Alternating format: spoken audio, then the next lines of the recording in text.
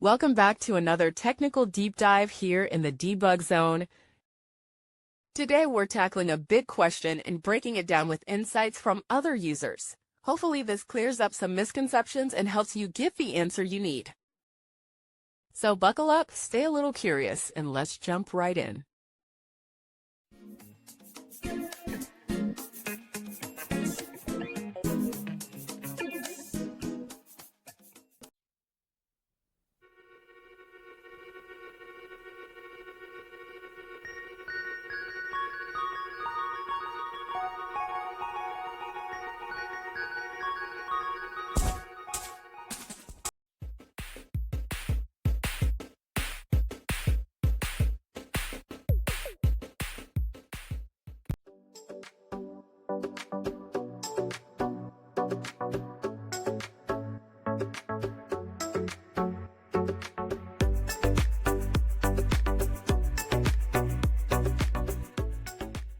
And that's a wrap.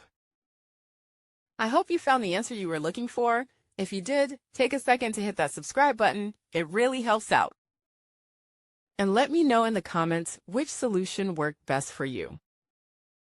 See you next time in the debug zone.